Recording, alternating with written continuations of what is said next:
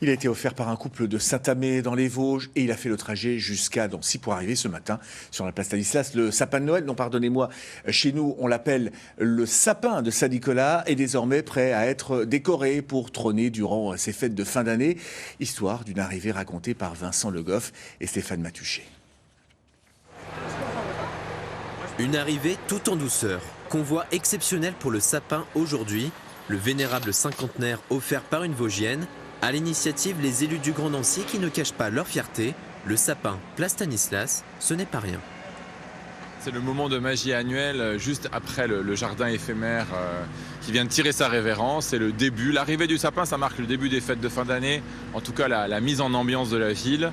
C'est une tradition évidemment très importante. Saint-Nicolas, c'est la tradition des Lorrains. C'est le moment que les Lorrains sans doute préfèrent et les Nancéens en particulier.